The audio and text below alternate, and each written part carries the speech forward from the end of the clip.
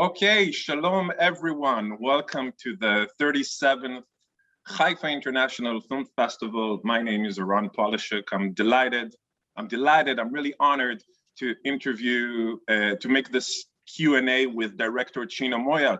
צי'נו, welcome. Shalom, hi, hello everyone. How are you? Good, I'm great. I'm in London. It's kind of a sunny day here and it's so good, yeah, so far. Well, wonderful. So צי'נו מויה, the director, of course, of Undergods, which is going to premiere in the festival, in Haifa International Film Festival. That's the Israeli premiere. צי'נו, congratulations for your film. I saw it yesterday. I have to say, I really enjoy it. It's a really cool film. I'm very happy the festival gave me the opportunity to watch it and to interview you. I wanted to say that, like, and I hope it's not too much of an early compliment, but you're a visionary director. You can see, we can see the images. I just read your bio, really well done. Congratulations. It's your debut film, right? Your first feature narrative. It's my first feature narrative. To be honest, I did a sort of a feature length thing once. Years ago, it was a commission, and it was a documentary commission from a record label in Spain. And we saw it in Israel. Oh, wow. Yeah, so the first, my previous longer thing, which was a documentary, and it was only 60 something minutes, was something I did in Israel. So it's good to be here with my actually first fiction film. Yeah. Well, that's unexpected, beautiful closure, or maybe just the beginning. Hopefully we'll have another opportunity, and hopefully we'll have the opportunity to have you here in the festival in the future. So when talking about festivals, I know the film premiered last year in Fantasia Film Festival, and I see it's been like, you know, some other cool festivals, Cleveland International and Tallinn, and we're still we're still living during the pandemic of COVID-19. Did you personally had the opportunity to see the film with a live audience? We went to Black Nights in Tallinn in November, and they were quite low on cases, and so we had the chance of that was our very first physical screening of Undergods, and that was great. It was great to do a screening there. And then in London, we premiered the film in London, and it was in May, and already, yeah, a lot of a big percentage of the country was vaccinated. So we did quite a few screenings with Q&As, and there was a lot of social distance still in the cinema, so they were a bit empty, but that was really good. So it was a good payoff to suddenly show the movie in front of an audience, and so maybe some other time and with some other project I'll be able to do it in Haifa, which is a city that I actually know. I've been there before. I actually scouted Haifa. We were meant to shoot there as well, but there was some really cool locations that I found a bit in my style, but there were logistic and budget issues, so we ended up shooting most of it in other areas of Israel. But Haifa was one of a place that I still would like to go and shoot sometime, because I found some great locations there.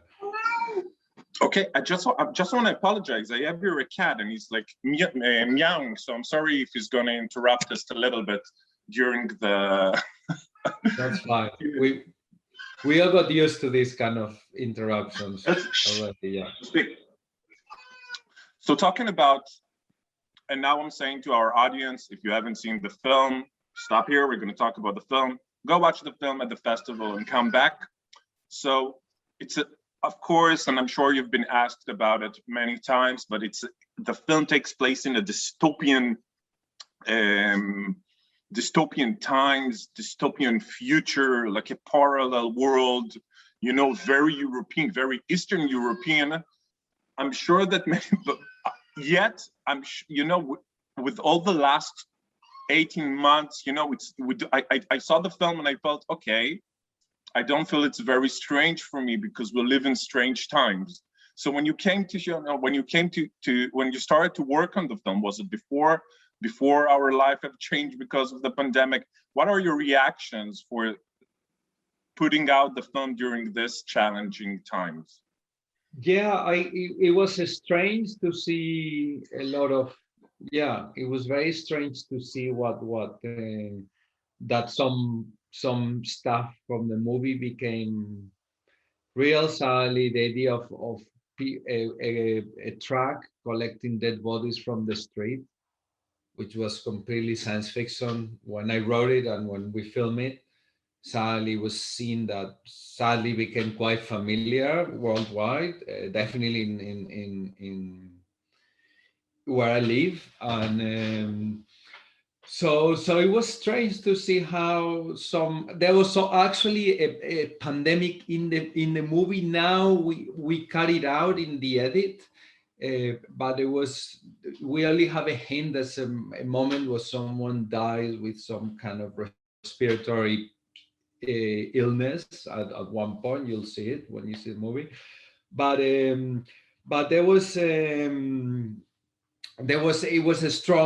had a strongest presence, this pandemic in the movie, and then we cut a lot of out. And then also this idea of people locked in the houses and people just, so it was strange to see how much of how many elements of Undergods suddenly they became more real, and a lot of people who were aware of the film or who've seen it in early stages or that participated in the film got in touch with me when this whole thing started happening. I say, wow, it's all Undergods is becoming real, and so hopefully we just went through a little Undergods period, and maybe the world will be a bit less Undergods from now on. Yeah. Let's hope. Yes. Well, thank you for this answer, and I want to continue with the narrative. And again, although the dystopian world, and this is why I really enjoyed the film, and the drama is very, very basic. Basically, it's about human relationships. So it doesn't really matter if it's a dystopian or a real world. Can you talk about this motif of revenge, which is so basic?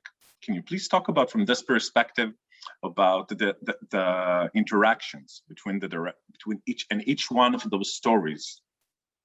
Yeah, well, I wanted to make a movie about people who were very self-centered, about people who were very selfish, very self-centered, about a very highly individualistic world, which is the kind of product that we get with this kind of extreme neoliberalism or capitalism or whatever. And I wanted the movie to reflect that, this sort of 21st century reality where everyone is very hung up into their own problems, their own things, and they are not able to see further away from themselves. And so what happens if we put a lot of individuals that are like that together, and how they interact, and without being able to really fully be aware of the others. So I think that was a very basic premise, and then also the idea of the intruder, the idea of this other, this person that doesn't belong to the unit that comes from outside and brings destruction, which again is also a metaphor for many things that we are going through. We always go through, but now there's this kind of resurgence of this fear of the other, of this enemy that comes from outside, and that's something that obviously governments are using a lot these days, and to have to exercise more control over the population. So I guess that was there was another element that I wanted to bring into the world of this very self-centered, very self-obsessed kind of collection of characters and see what happened. Yeah. Thank you for this answer, because that brings me, when you're saying self-centered, I even wrote to myself, you know, while I was watching the film, that there's like, I felt like in this kind of film, there should be much more religion symbols. And I saw there was like a lack of religion symbols. So now this is my interpretation, of course, but now I'm saying, like, religion aside, they are their own gods. So now. Exactly. It's a world which is completely devoid of any spirituality. In fact, the only hint of something spiritual is this really crappy office that we see where someone is selling, there's some kind of self-help guy who sells this something. I don't want to give spoilers, but yeah, and that's the closest to someone that has any form of a spiritual beliefs, which is, I mean, they're really low cost, crappy, undergodsy beliefs. Which and I guess, yeah, the world of Undergods definitely is a world where is devoid of any spirituality, and also of any morals, of many things that tend to have, like, bring people together in the past, and now they are more and more lost as we progress into this 21st century. Thank you. So talking about creating the world, I'm continuing you, because I saw your background and I saw some of your clips, beautiful clips I saw you did to St. Vincent and to Hertz. So I can see your vision. I can see, and you can see the aesthetics both in all your previous works, and of course in this very sometimes symmetric aesthetic. It takes me to comic books, you know, it takes me to Eastern Europe, very brutal. I'm talking all that, and I would love to hear about the aesthetics, but I want to hear about the work with the actors, because it feels they are going an extra mile to get into the scene. Was it hard for you for the first time to work with actors and to take them to the edge? To be honest, no, and that was my biggest worry in this film, was the actors, because coming from music videos, commercials, coming from a format where actors they don't have such a bigger role, and you don't have time to expand and to work with dialogues and with arcs and with emotional journeys. I was quite scared about directing actors, or worried, or because I haven't done it before. And actually was probably one of the easiest aspects of Undergods was the collaboration with the actors. They all got very engaged. They all came with a lot of homework that they did at home, and I got to realize something that I fully didn't know before, that actors are actually artists, which I didn't know to the full extent that now I know through Undergods. Like, they are people who actually create. They are like performance. Yeah, obviously it's an obvious thing to say, but they are like, they are true performance artists. They are people who.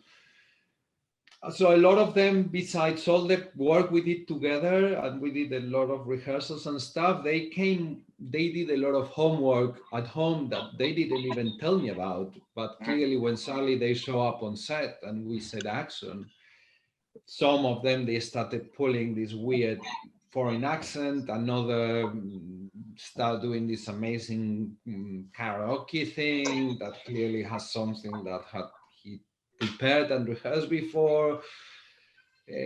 Rachel, played by Kate Dickey, also came with a lot of stuff that she's worked on her own. So it was a very good experience. It was probably of all the aspects of Undergods, the easiest and probably the most pleasurable one of that I went through. So yeah, and they're all great. I when I see them on screen, I'm still glad of the choices I made. Yeah.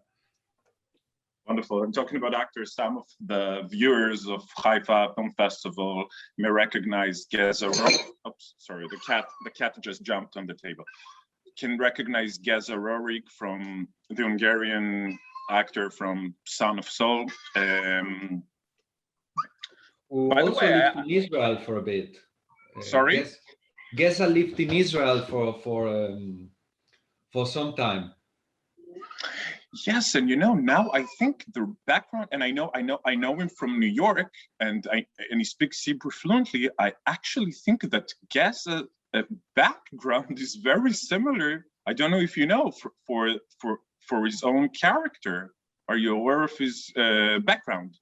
Yeah, it's very, very interesting. I think he was born from a gypsy family, and then he was adopted very early, from an early age, maybe not such an early age in his childhood, but maybe late childhood, by some kind of Orthodox couple, and he converted and became very devoted to religion, and still to these days he's very and then he moved to Israel, and he's actually a very religious character, and he knows, I think he speaks very good Hebrew, and he's and yeah, he's a very interesting character. His life stories is actually not too dissimilar to the he also collected corpses at one point in his life, like his character, which I didn't know. And he's also a poet, and he's written he's a very interesting character, I guess. A really complex and really nice, amazing human being. Yeah. Well, you for sure had a wonderful cast. I'm coming back in a second. I'm just opening the door to the cat. 1 sec.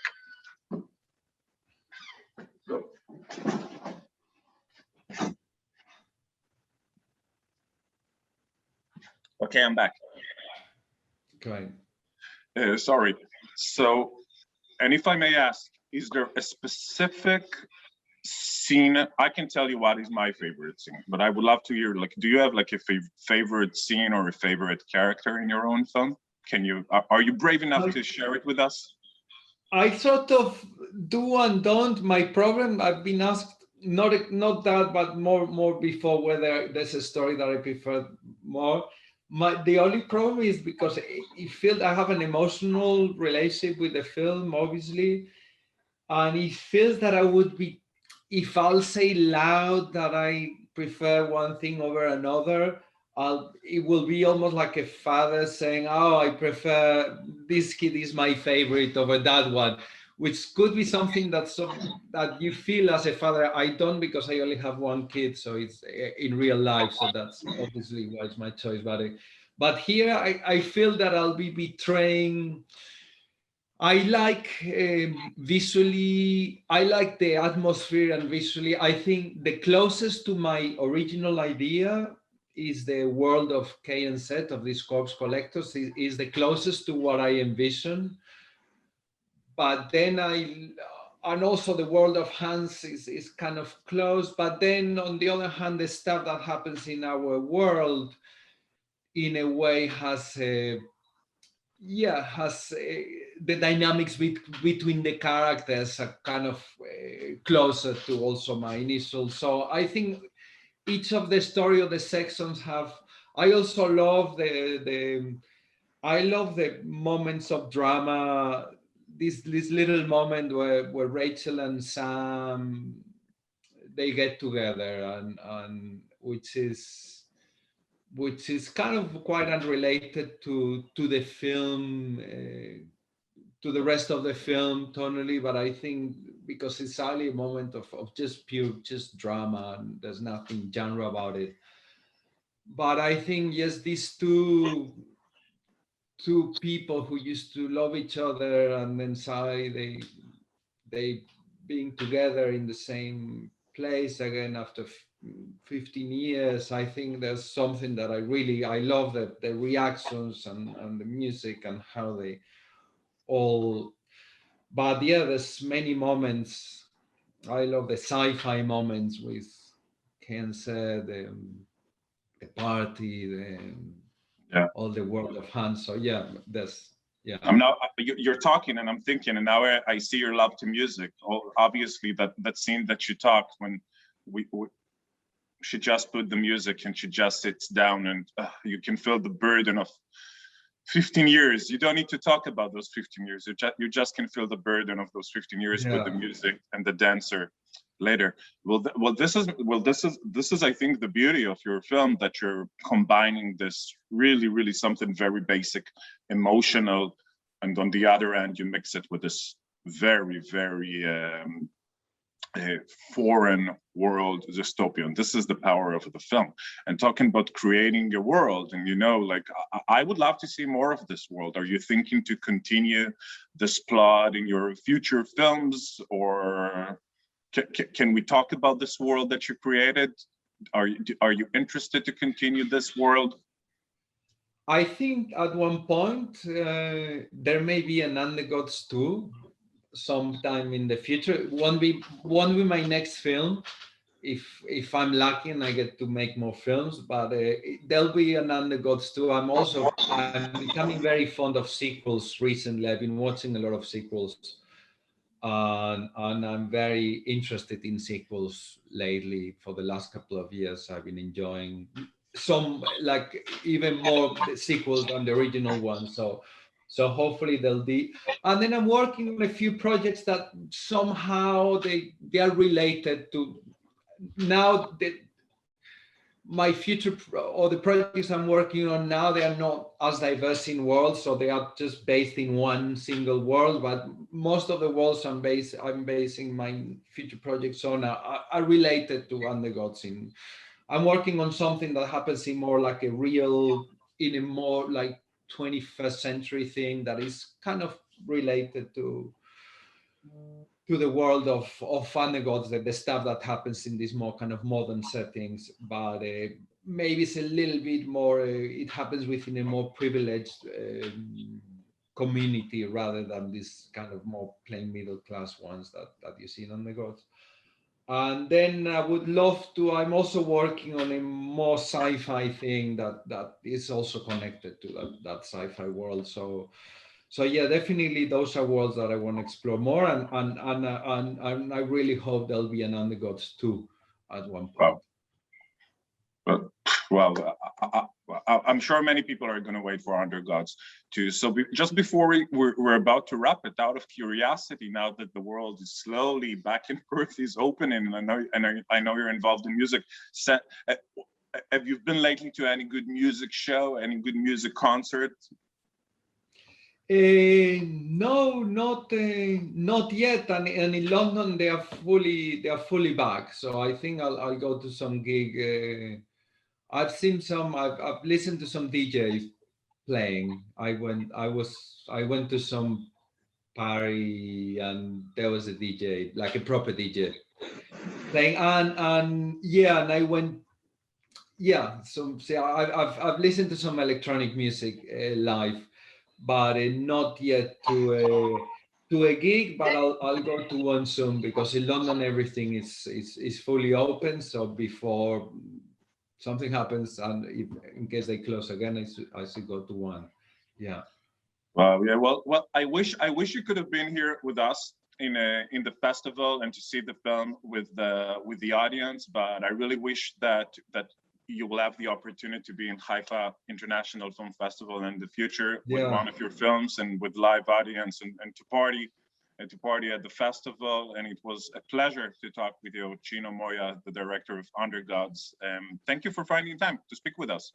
Same here, and thank you. And as I said, Israel is a country that I'm very fond of. I think I know it maybe not quite well, but I've spent a few months in Israel working and working with an Israeli crew, actually, and it's a country I'm very fond of. So hopefully I could come back in the future. Yeah, and thanks for having me. Yeah, and thanks so much, Ți'nu.